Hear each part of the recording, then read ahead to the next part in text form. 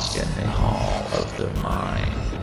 Empty eyes, tethered to the absent. But now, child, another will succumb.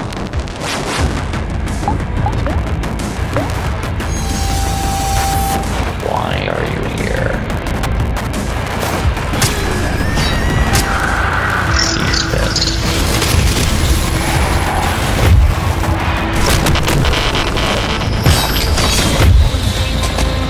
Perplexing.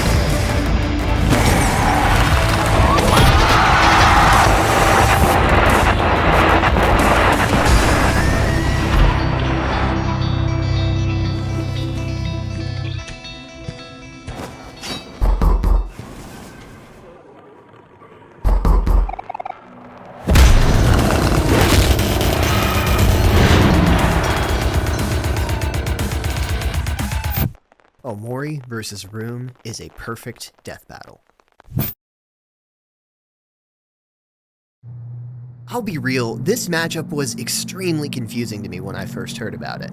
I had never played Omori, I didn't even know what Room was, and I generally just kind of shied away from it. But I'm so glad I ended up giving the matchup a chance. With a bit of encouragement from some friends, I finally played through all of Omori, and I watched every episode of Bois Vert, or Bois Vert, the analog horror series that Room comes from. And I'm happy to report that both were well worth my time. This matchup introduced me to not one but two characters in franchises that I now adore, and I'm always grateful when a matchup is able to do that. There's a lot to unpack here, but I think most people's question would be, why?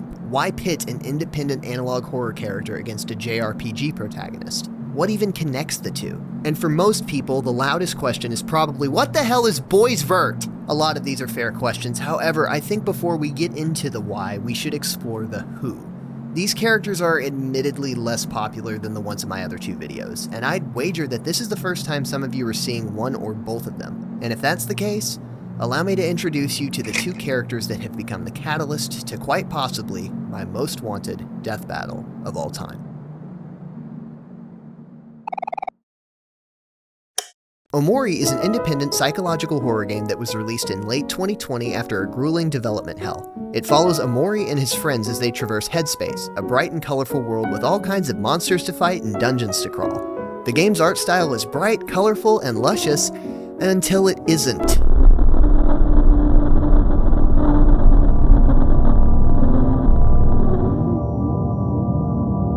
Yeah, I did mention this was a psychological horror game, right? So, all of that colorful headspace, Omori's friends, they're all fake. Rather, they're all a dream. The dream of our true protagonist, Sunny. Sunny is a teenage boy with extreme anxiety, depression, and is implied to have become a shut-in or hikikomori over the past several years of his life because of something in his past. Some kind of horrible trauma that the game slowly reveals over time. In the real world, Sunny has just a few days to reconnect with the friends he pushed away, and decide whether to face the past or keep hiding in the safety of his dreams. This game really captured my heart upon playing it. It's extremely charming when the time is right and treats its more dark themes with the sincerity that they deserve. Not to mention the stylized JRPG combat and the incredible writing. Every character feels so distinct. Kel's optimism, Aubrey's temper, Basil's gentleness, Hiro's charm, and Sunny's sister Mari's compassion.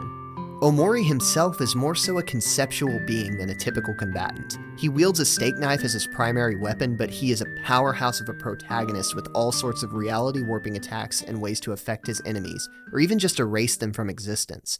Omori is at the helm of Headspace and keeps the world perfect and safe, keeps his friends and sister out of harm's way. Because at the end of it all, Omori is in control. Even if it's Sunny's dream, it's Omori's world. And as long as Omori is in charge, everything is going to be okay.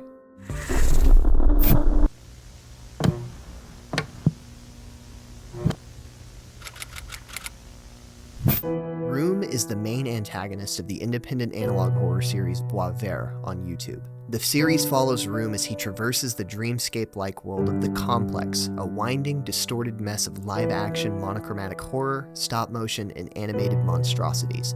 It's difficult to say what The Complex truly is, but in short, it acts as a sanctuary from the world outside and the pain that comes with it.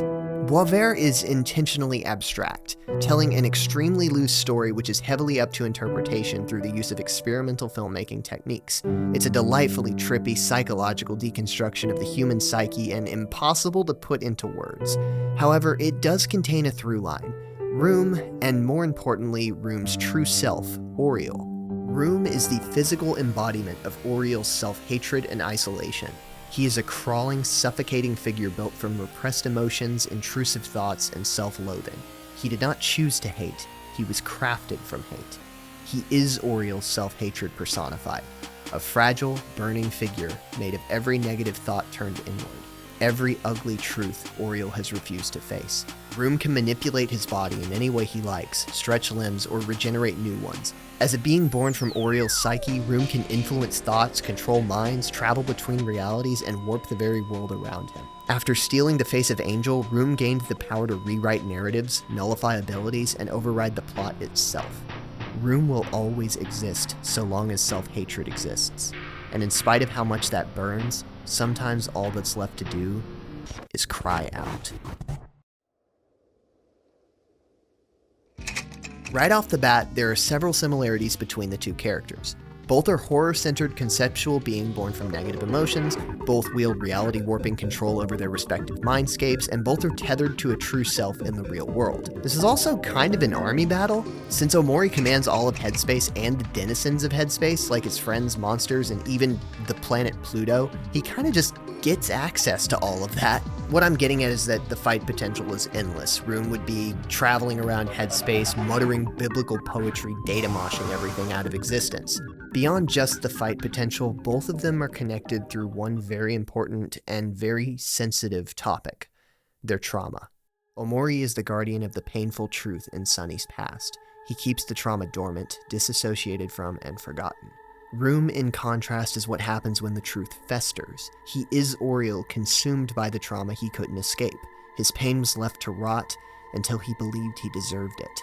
This fight is repression versus confrontation. Room would recognize that Omori doesn't belong, that he's a mask meant to smother something deeper, but he wouldn't understand what. Not yet. Something is in the silence. Something Omori is hiding. Something Room needs to see for himself. There is sorrow here, but it bears no name.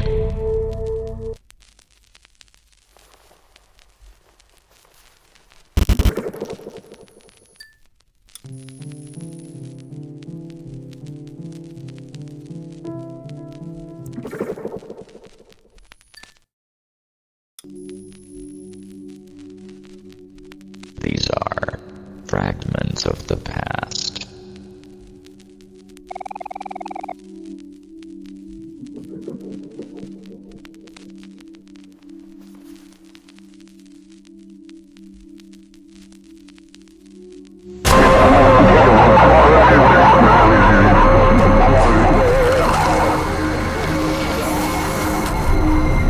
I can repudiate it no longer. Child atop a throne of rot, for how long will you conceal the truth?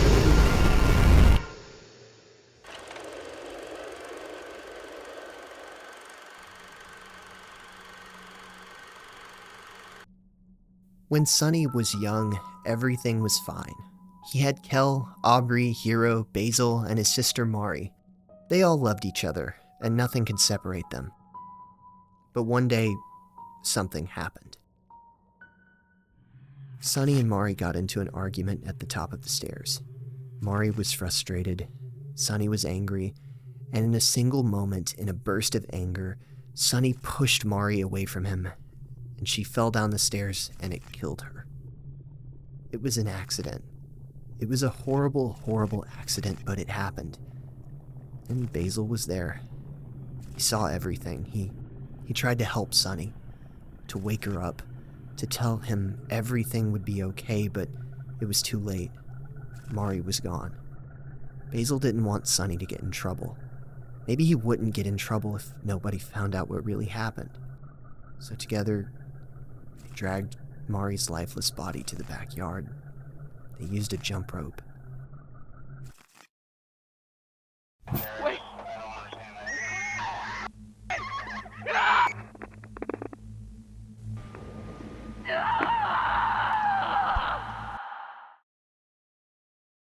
This is the truth.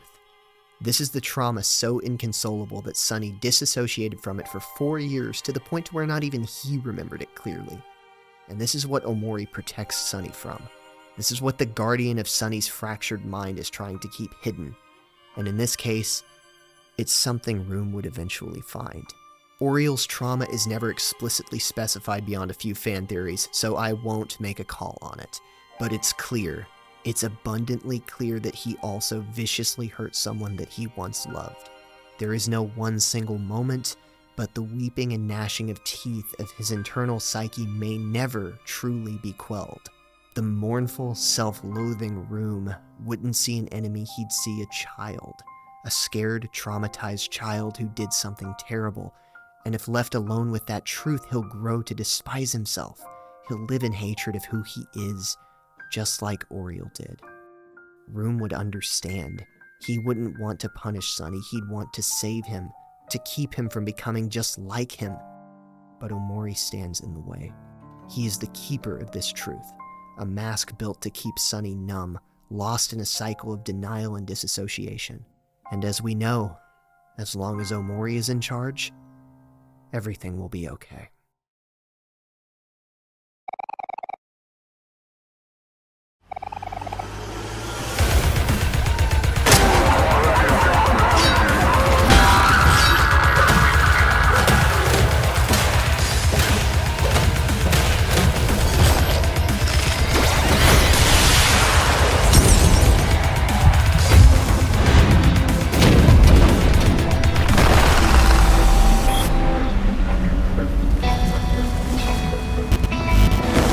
As above, so below. Again you draw the blade, as if it can say what you cannot, as if it never could.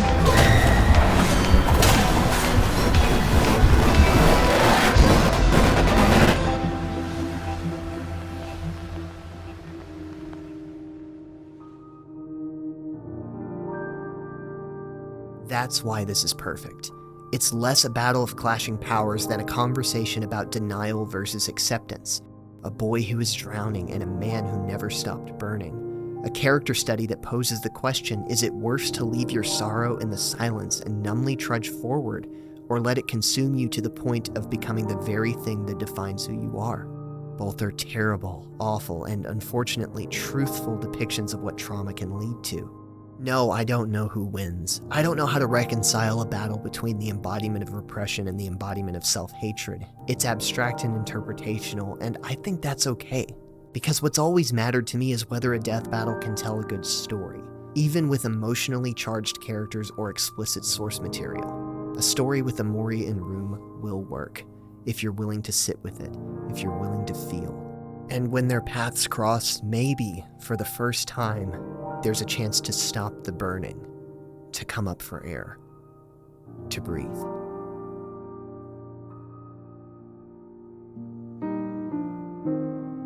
You are my sunshine, my only sunshine. You make me happy when skies are gray.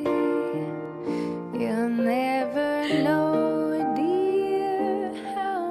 I love you. Please don't take my sunshine away.